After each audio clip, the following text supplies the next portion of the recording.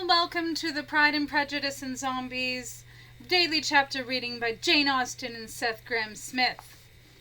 I confess, said Mr. Collins, that I should not have been at all surprised by her ladyship's asking us on Sunday to drink tea and spend the evenings at Rosings. I rather expected, from my knowledge of her affability, that it would happen.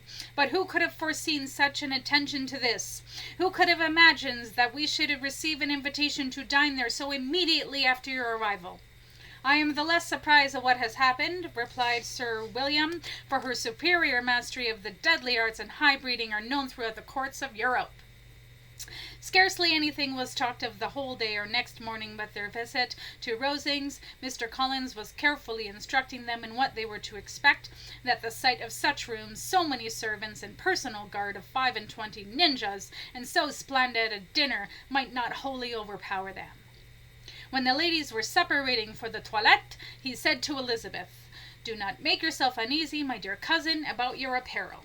Lady Catherine is far from requiring that elegance of dress in us in which becomes herself and her daughter. I would advise you merely to put on whatever of your clothes is superior to the rest. There is no occasion for anything more.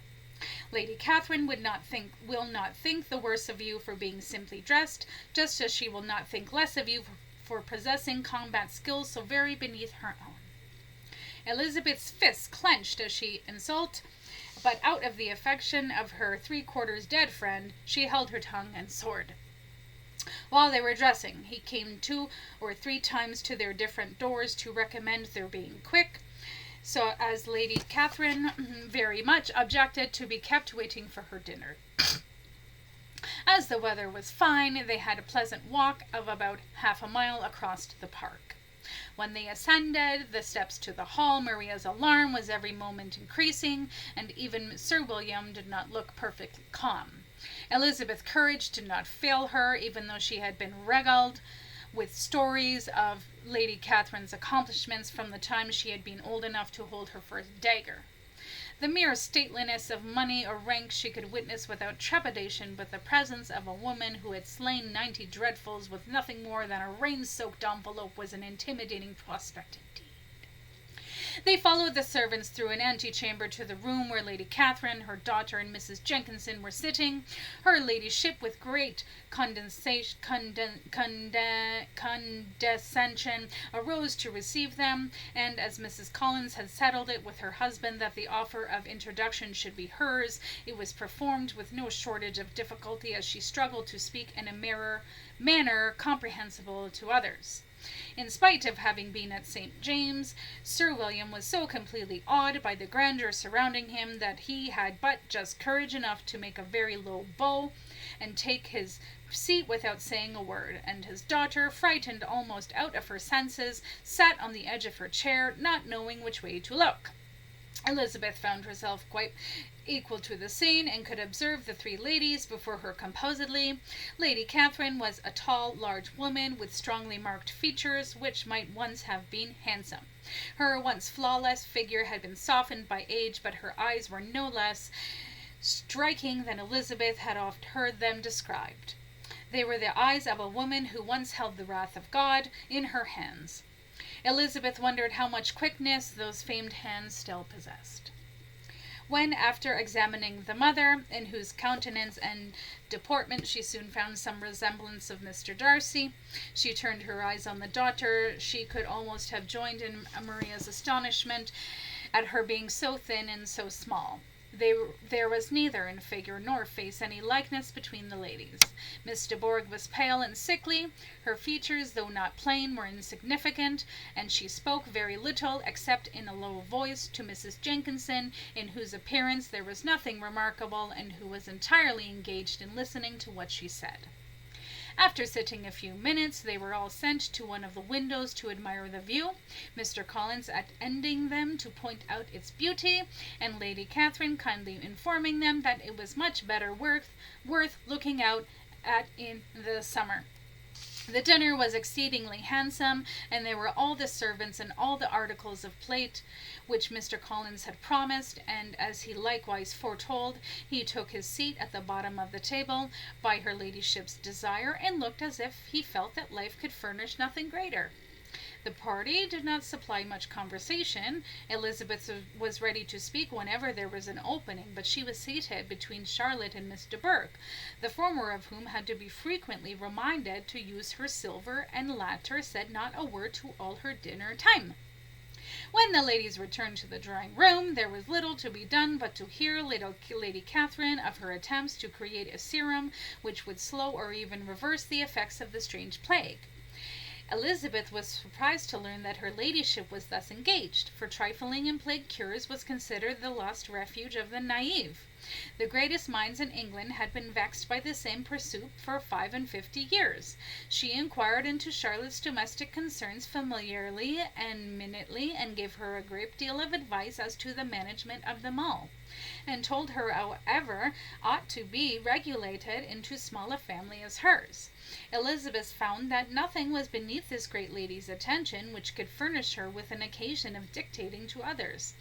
In the intervals of her discourse with Mrs. Collins, she addressed a variety of questions to Maria and Elizabeth, but especially to the latter, of whose connections she knew the least. "Mr. Collins tells me that you were schooled in the deadly arts, Mrs. Bennet." "I am, though not to half the level of proficiency your ladyship has attained." "Oh, then, some time or other I shall be happy to see you spar with one of my ninjas. Are your sisters likewise trained?" "They are." "I assume you were schooled in Japan?" "No, your ladyship, in China." "China? Are those monks still selling their clumsy kung fu to the English? I take it you mean Shaolin." "Yes, your ladyship, under Master Lu." "Well, I suppose you had no opportunity. Had your father more means, he should have taken you to Kyoto." "My mother would have had no objections, but my father hates Japan." "Have your ninjas left you?" "We never had any ninjas." "No ninjas? How is that possible? 5 daughters brought up at home without any ninjas? I never heard of such a thing. Your mother must be quite a slave to your safety." Elizabeth could hardly help smiling as she assured her that she had not been the case.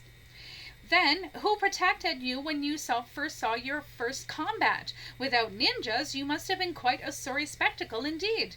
"Compared with some families, I believe we are, but such was our desire to prevail, and our affection for each other, that we had no trouble vanquishing even our earliest opponents."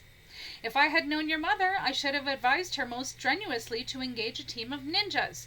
I should say that nothing is to be done in education without steady and regular instruction.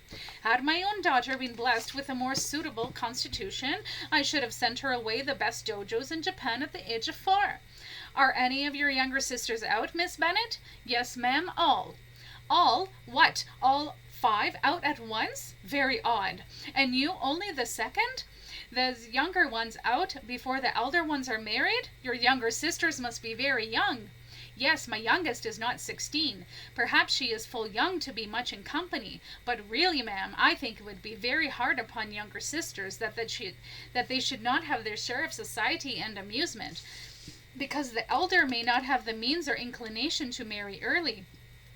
The last-born has as good a right to the pleasures of youth as the first, and to be kept back on such a motive, I think it would not be very likely to promote sisterly affection or delicacy of mind."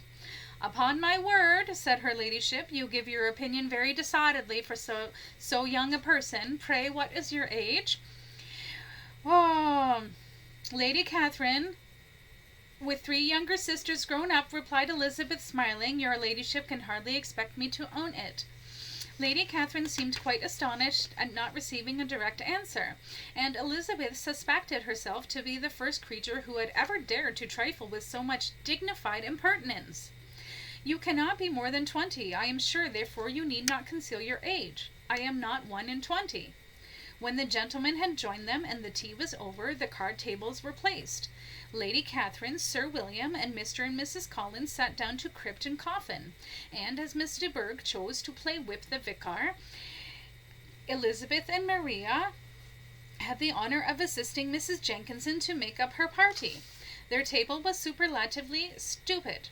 Scarcely a syllable was uttered that did not relate to the game, except when Mrs. Jenkinson expressed her fears of Miss de Bourgh's being too hot or too cold, or having too much or too little light. A great deal more passed at the other table. Lady Catherine was, generally speaking, stating the mistakes of the three others or relating some anecdote of herself. Mr. Collins was employed in agreeing to everything her ladyship said, thanking her for every empty crypt he won, and apologizing if he thought he won too many. After drooling a third cup of tea onto her lap, Charlotte stood to excuse herself from the other table, clutching her stomach and wearing a rather pained expression. "I beg your pardon, your ladyship."